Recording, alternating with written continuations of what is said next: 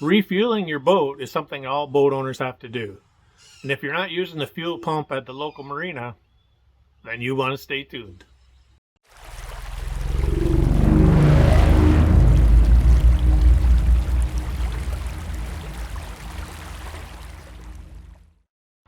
Hey everyone, I'm Captain Crow. I wanted to put together this short video of our evolution of filling up our boat with gas at the slip. Boats come in all sizes, and that means all different fuel capacities. Our boat holds 105 gallons of fuel. I don't think I can ever remember our fuel gauge being less than 70%. We keep it topped up, ready to go for every fishing trip. We're lucky in terms that we can fuel up our boat right at the slip with our own cans of gasoline and right at the boat. Owning a boat is a constant evolution of how you do things and how to do things better, and that's been our case with refueling the boat.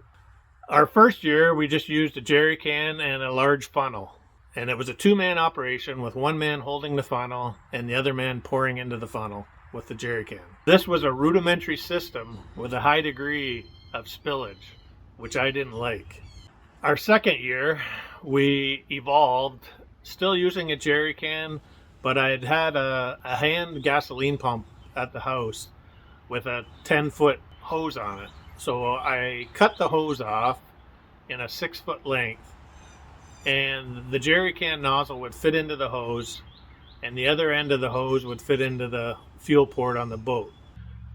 This was a two-man operation still. It required one guy to hold the hose into the nozzle while the other guy still poured the fuel. Now the splashing from the first system was reduced immensely, but there'd be a chance of fuel leakage at the joint of the hose and the nozzle. In the dark in the morning, I just didn't like that.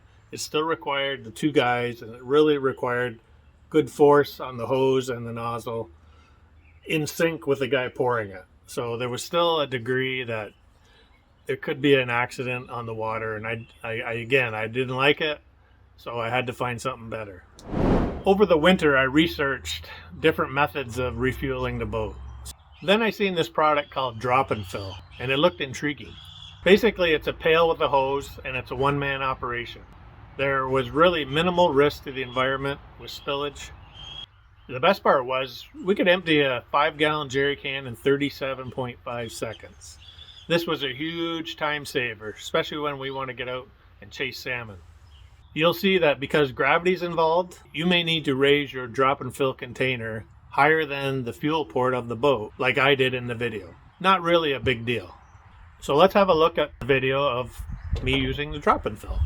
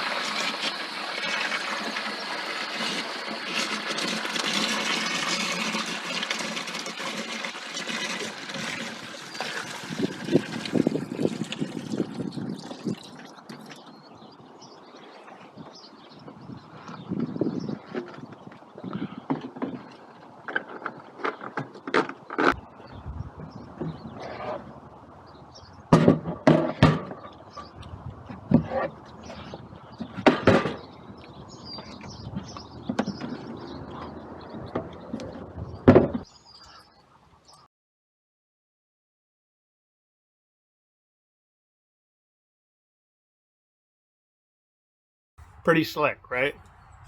One-man operation is what I love. There's been days when I just go down and refuel by myself, so it's been very handy. Now this system just isn't for boats. You could use it on seadoos, ATVs, tractors, small tractors, anything that you usually use jerry cans to fill up the fuel cell. So the knock to the drop and fill system from people on the internet, that people that don't actually own the drop and fill system keep asking is Okay, what do you do when you dump your jerry can into the drop and fill and your boat all of a sudden becomes full? Well, my answer to that is, one, you need to know math. And two, you need to know everything about your fuel gauge, whether it's analog or digital. So math and know your fuel gauge. So in our case, you've seen at the beginning of the video, I was at 93%. So our boat holds 105 gallons of gasoline. So 93% of 105 is 97 gallons. I have 5-gallon jerry can left to put in. It will fit. And as you've seen in the video, I put it in and the fuel cell said 100%. So my fuel cell is an analog fuel cell. So it has the arm with a rheostat. You can buy a converter from analog to electronic that plugs into your NEMA 2000 network, and the signal is picked up on my MFD and displayed digitally as a percentage. You got to know math and you got to know your system. And if I was to try and add 2 jerry cans in when it says 93%, there's no capacity for 2. And that would make me just a dumbass, and not the fault of the drop and fill system, but the fault of what's between the ears, not comprehending, hey, can it take it or can it not? And that's why you need to know your system. I'm happy with the drop and fill system. It gives us confidence when we're refueling the boat, especially in the mornings when it's dark. It's very easy. I like it. Other people who own it like it. So I'm going to leave a link in the description how to get to the drop and fill website so you can have a look. The only place I could find it in Canada was in Alberta at the Wizard Lake Marine Incorporated.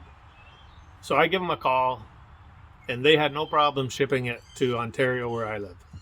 If I remember right, there are a lot of US locations where you can get the drop and fill system. So there may be a location near you. And again, check it out on their website or locations of distributors. One last thing, you may be wondering, hey Crow, why aren't you just buying fuel at your local marina?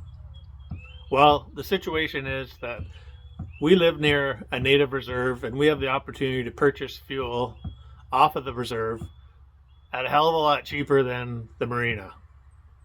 See, the marina's got you by the knockers. You need fuel, they know it, they add extra costs, even more than a regular gas station. So that's our situation. Someday, if I'm still alive, we'll just be pulling up the boat and plugging it in and charging the fuel cell. So I hope you like this video and the concept of the drop and fill quick fueling system. And I hope it helps you, or maybe you know somebody with the similar situation that we had, and you can tell them that, hey, go watch Captain Crow's video. So thanks for watching. If you really did like this video, give it a thumbs up, smash the like button, and show me some love. Thank you and have a great day.